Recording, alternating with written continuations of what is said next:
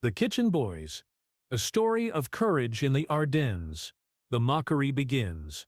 The snow fell like ash from a burning sky over the Belgian countryside, blanketing the frozen earth in December 9. Sergeant John Washington crouched behind a makeshift barricade of fallen logs and twisted metal, his breath forming small clouds in the bitter air.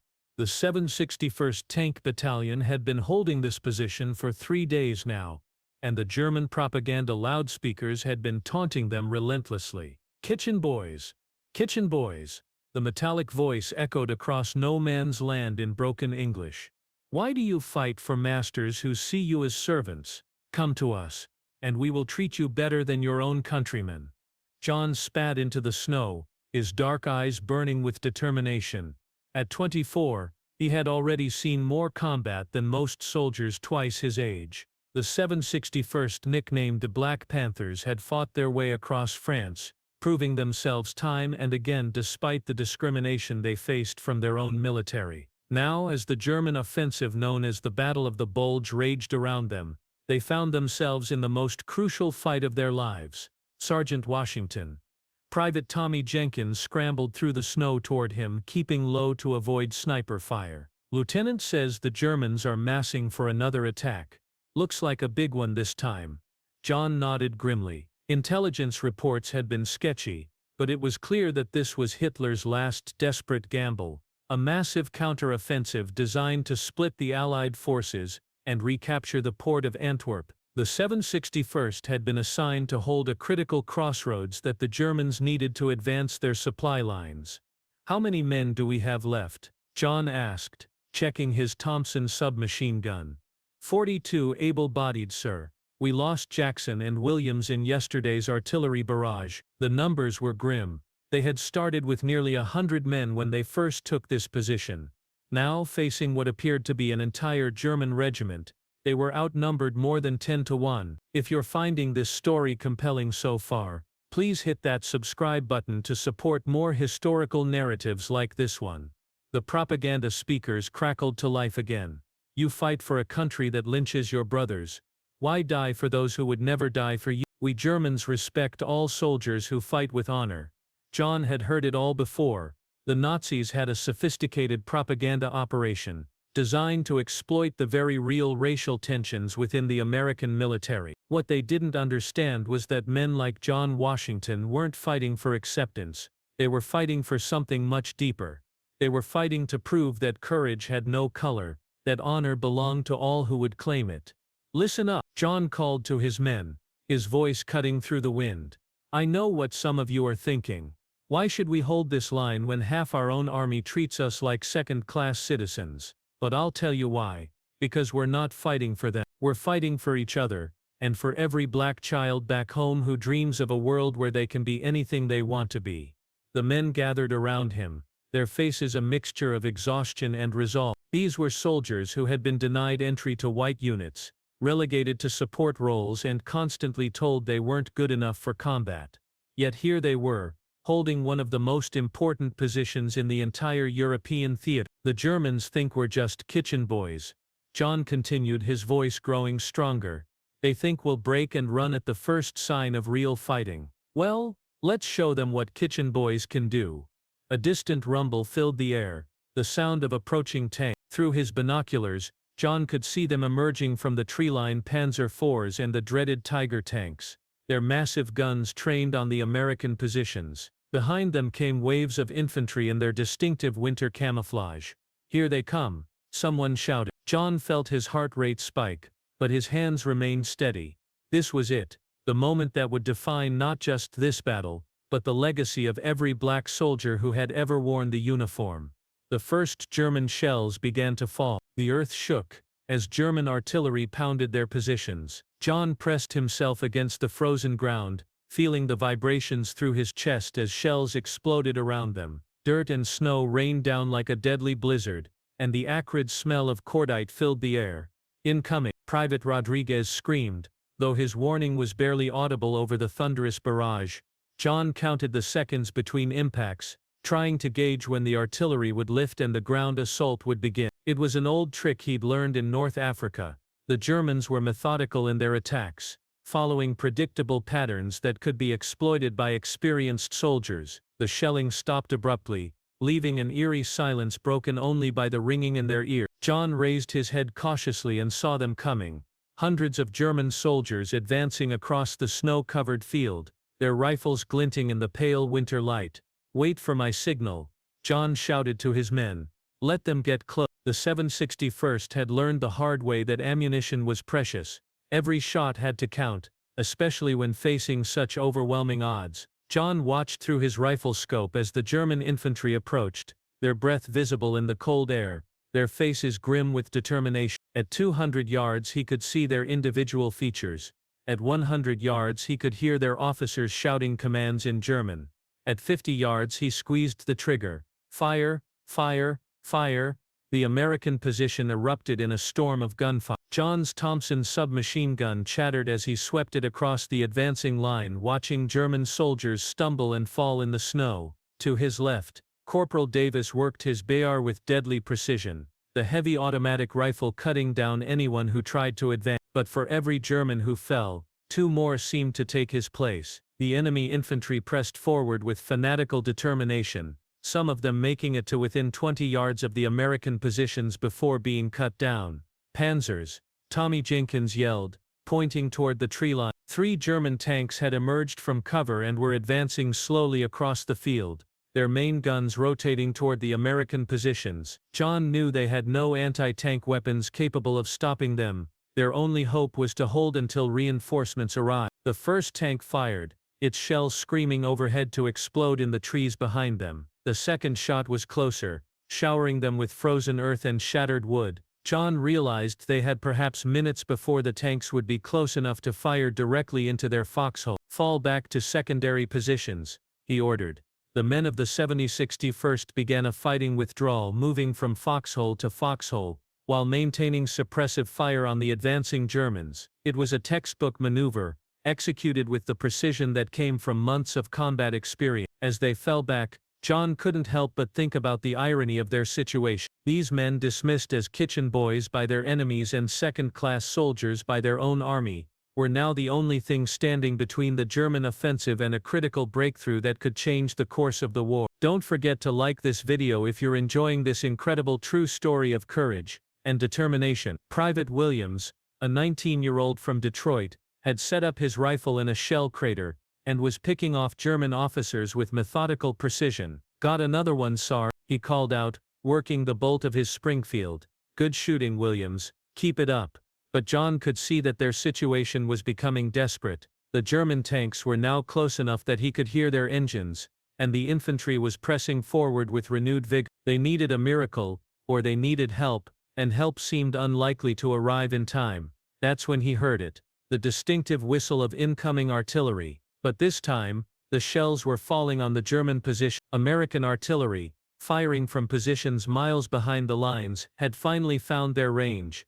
"That's our boys," Corporal Davis shouted with glee as German soldiers scattered under the bombardment. The artillery barrage lasted for 10 minutes, disrupting the German attack and forcing their tanks to pull back to safer positions. It gave the 7061st a brief respite, but John knew it was only temporary. The Germans would regroup and attack again, and next time they might not be so lucky. As the sun began to set on their first day of the siege, John counted his remaining men. They had lost 8 more soldiers in the fighting, bringing their effective strength down to 30. Against them, intelligence estimated at least a full German regiment, perhaps 1,500 men supported by armor and artillery. The odds were impossible. But John Washington had never been one to back down from impossible odds. By the 4th day the snow had turned red with blood, and the 7061st Tank Battalion had become a legend that the Germans spoke of in whispers. What had started as a routine mopping-up operation for the Wehrmacht had turned into a nightmare of attrition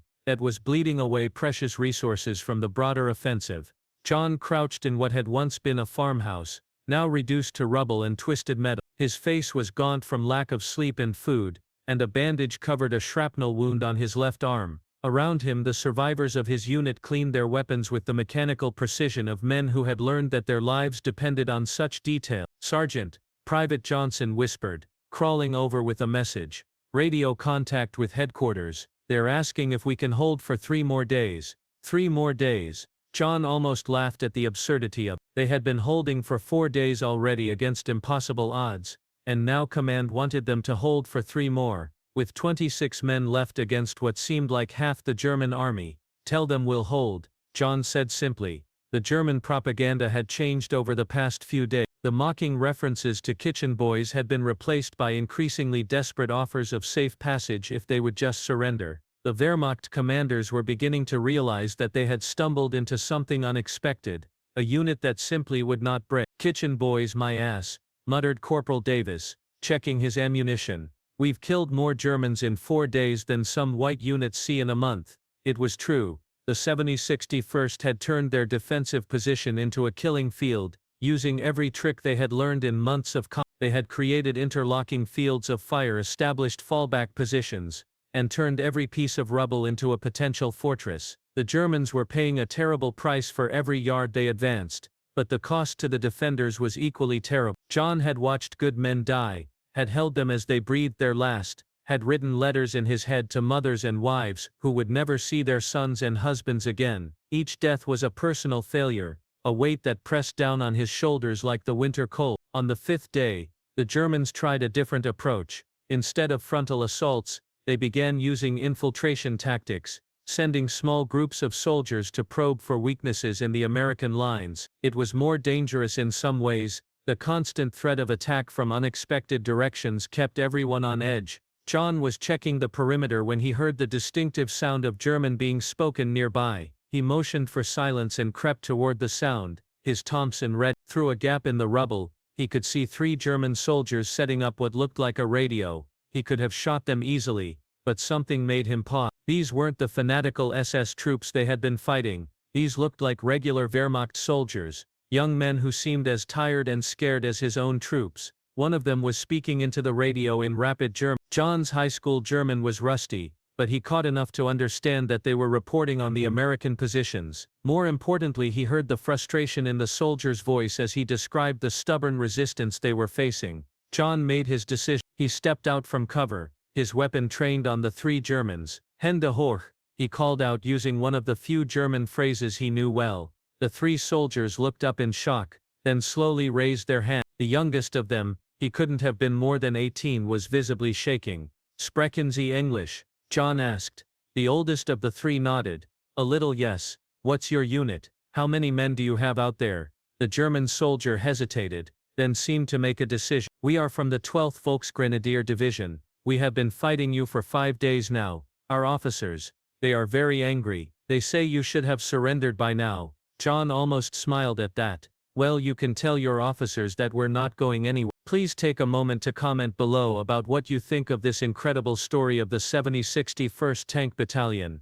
The German soldier studied John's face for a moment. "You are the kitchen boys." "Yes, that is what our propaganda says. That's what they call us." John replied. "You do not fight like kitchen boys," the soldier said quietly. "You fight like demons. My company started with 120 men. We have 40 left." The admission hung in the air between them. John realized that this young German soldier was telling him something important. The 7061st wasn't just holding their position, they were bleeding the German offensive white. Every day they held was a day that the broader German offensive was delayed, disrupted and weakened. "Take your men and go back to your lines," John said finally. "Tell your officers that the kitchen boys aren't done cooking yet." As the German soldiers disappeared back into the ruins, John felt a strange sense of clarity. They weren't just fighting for their lives anymore, they were fighting for history itself. Every hour they held was another hour for Allied reinforcements to arrive, another hour for the German offensive to lose momentum. On the 6th day the attacks became more desperate. German officers, under pressure from their superiors to break through, began ordering frontal assaults that bordered on suicidal. Wave after wave of infantry charged across the snow-covered ground, only to be cut down by the disciplined fire of the. John watched it all through eyes that had seen too much death, his finger steady on the trigger of his Thompson. These weren't the elite troops that had conquered most of Europe. These were the last reserves, old men and boys thrown into battle by commanders who had run out of options. By the end of the 6th day the 7061st was down to 18 men, but they were still holding. John on the 7th day broke gray and cold over the Belgian countryside. John Washington sat in what remained of their command post, a crater that had once been the cellar of a farmhouse, and looked at the faces of his remaining men, 17 soldiers, all that remained of the proud unit that had started this fight with nearly 100. They were out of ammunition for the heavy weapons, down to their last few clips for their rifles, and hadn't eaten a hot meal in 3 days. By any reasonable military standard they should have been combat ineffective days ago, but there was something in their eyes that spoke of an unbreakable will, a determination forged in the fires of discrimination and tempered by the crucible of combat. "Sergeant," Private Martinez whispered, pointing toward the German lines. "Look." John raised his binoculars and felt his heart sink. The Germans had brought up reinforcements during the night, fresh troops, new tanks, and what looked like an entire artillery battery. This wasn't going to be another probing attack or desperate assault. This was going to be the final push, designed to overwhelm their positions through sheer weight of numbers. The propaganda speakers crackled to life one last time, but instead of the usual taunts about kitchen boys, the voice that emerged was different, older, more respectful. "American soldiers of the 7061st Battalion," the voice said in heavily accented English, "you have fought with great courage. We offer you one final chance to surrender with honor. You have proven your worth as soldiers. There is no shame in laying down your arms now." John looked around at his men, seeing the same thought reflected in each face. They had indeed proven their worth. In 7 days of fighting they had held a critical position against overwhelming odds,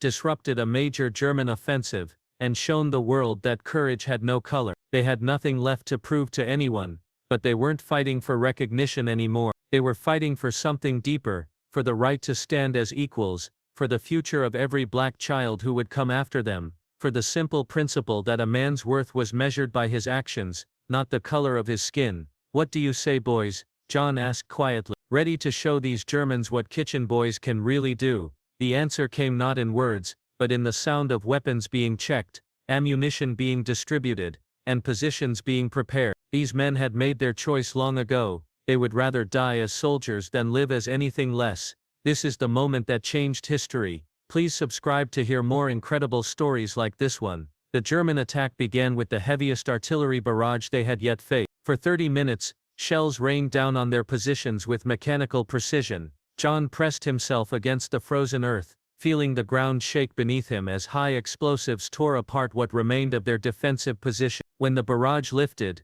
the German infantry came forward in 3 waves. The first wave consisted of regular Wehrmacht troops, advancing with professional competence across the snow-covered field. The second wave was made up of SS troops, their black uniforms stark against the white landscape. The third wave was something John had never seen before, what looked like an entire battalion of Hitler Youth, boys who couldn't have been older than 16. "Steady, boys," John called out as the first wave approached. "Make every shot count." The battle that followed was unlike anything John had experienced in his years of combat. The Germans came forward with a determination born of desperation, knowing that this was their last chance to break through. The Americans met them with a fury born of 7 days of constant fighting and a lifetime of being told they weren't good enough. John's Thompson chattered as he swept it across the advancing line, watching German soldiers stumble and fall. To his left, Corporal Davis worked his rifle with mechanical precision, each shot finding its mark. To his right, Private Williams had found a German machine gun and was turning it against its former owners, but the numbers were simply too overwhelming. The first wave reached their positions, and the fighting became hand-to-hand. John found himself grappling with a German sergeant, their weapons forgotten as they struggled in the mud and snow. The German was younger and stronger, but John had been fighting longer and hard. His knife found its mark, and the German fell. The second wave hit before they could fully recover from the first. SS troops poured into their positions, their automatic weapons chattering. John saw Private Johnson go down, then Martinez, then William. Good men, brave men, dying for a country that had never fully accepted them, but they kept fighting, even as their numbers dwindled, even as their ammunition ran low, even as the odds became impossible. They kept fighting, because that's what soldiers do. It was during the third wave that the miracle happened. As the Hitler Youth charged across the field, their young faces twisted with fanatical determination, the sound of American artillery began to whistle overhead. But this wasn't the sporadic fire they had received before. This was a concentrated barrage that spoke of major reinforcements. Through the smoke and chaos, John heard the most beautiful sound in the world, the rumble of American tank engines. The relief force had finally arrived, and they were coming in strength. Sherman tanks emerged from the tree line, their guns blazing, followed by waves of fresh infantry. The German attack collapsed almost instantly, caught between the anvil of the 61st defensive positions and the hammer of the relief force. The Wehrmacht units that had been battering themselves against the kitchen boys for 7 days finally broke and ran. As the shooting died down, John found himself sitting in the snow, his back against a shattered tree trunk, watching American medics tend to the wounded. Of the 17 men who had started the day, only 8 were still alive and half of those were wounded. A young white lieutenant approached him, his face filled with awe.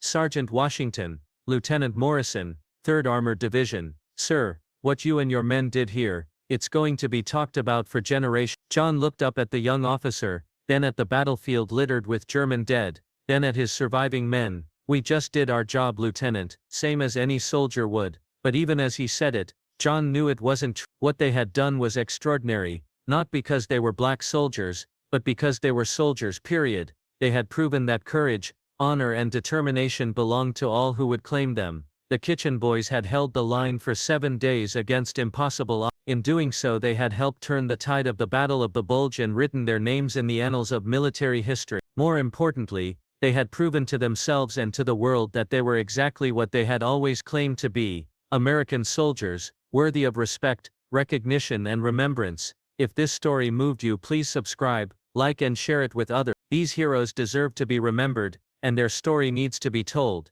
The 61st Tank Battalion, known as the Black Panthers, served with distinction throughout World War II, fighting in the Battle of the Bulge and helping to liberate Nazi concentration camps. Despite facing discrimination from their own military, they proved their courage and competence time and again, earning numerous decorations and the respect of their enemies. Their story is a testament to the power of determination, courage, and the unbreakable spirit of those who fight for what is right.